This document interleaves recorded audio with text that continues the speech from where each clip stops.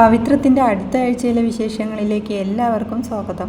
വേദ കമലത്തോട് ശ്രീചേച്ചിയുടെ മോളെ വിഷുവിന് ഇങ്ങോട്ട് കൊണ്ടുവന്നാലോ, ശ്രീചേച്ചിക്കും അത് സന്തോഷമാവും എന്നൊക്കെ ചോദിക്കുന്നുണ്ട്. ഇതിന് സമ്മതം കൊടുത്ത കമലാമ്മയോട് മോളെ ഇങ്ങോട്ട് കൊണ്ടുവരുന്നത് ശ്രീചേച്ചി അറിയരുതെന്നും മോൾ വീട്ടിലെത്തുന്നതോടെ എല്ലാ സന്തോഷവും തിരിച്ചു വരുമെന്നും വിക്രമിൻ്റെ സ്വഭാവം മാറ്റിയെടുക്കാമെന്നും വേദ ഉറപ്പു നൽകുന്നുണ്ട്.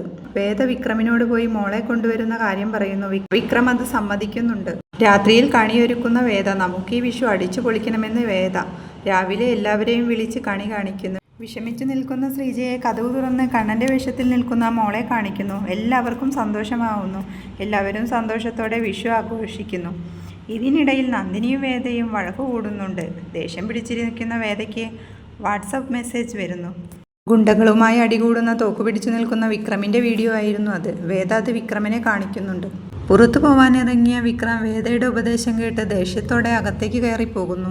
രാവിലെ വിക്രമിൻ്റെ അച്ഛനും അച്ഛമ്മയും എത്തുന്നു.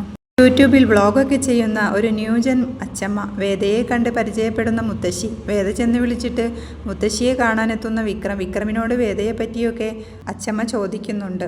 അച്ഛമ്മയ്ക്ക് വേദയെ നന്നായി ഇഷ്ടപ്പെടുന്നു. രാത്രി വേദ ഹാളിൽ കിടക്കുന്നതുകൊണ്ട് അച്ഛമ്മ വേദയെ ചോദ്യം ചെയ്യുന്നുണ്ട്. അവൾ ഞങ്ങൾ പിണങ്ങിയെന്ന് കള്ളം പറയുന്നു. അത് സമ്മതിക്കാതെ വിക്രമിൻ്റെ മുറിയിലേക്ക് വേദയെ പറഞ്ഞയക്കുന്നുണ്ട് അച്ഛമ്മ. രാവിലെ ആയപ്പോൾ ആരോടും പറയാതെ വിക്രം വീട്ടിൽ നിന്നും പോകുന്നു. രാത്രിയായിട്ടും വരാത്ത വിക്രമിൻ്റെ സ്വഭാവത്തെപ്പറ്റി അച്ഛമ്മ കമലയോട് ചോദിക്കുന്നു. രാത്രി വിക്രം വരുന്നത് വരെ വേദ കാത്തിരിക്കുന്നുണ്ട്. ഒരു ബാഗുമായി കയറി വന്ന വിക്രത്തെ വേദ ചോദ്യം ചെയ്യുന്നുണ്ട്. അച്ഛമ്മയെപ്പറ്റി ഓർമ്മിപ്പിക്കുന്നുമുണ്ട്. പിന്നീട് അവൻ റൂമിൽ പോകുന്നതും വേദ ഹാളിൽ കിടക്കുന്നതും അച്ഛമ്മ ഒളിഞ്ഞു നിന്നു കാണുന്നുണ്ട്.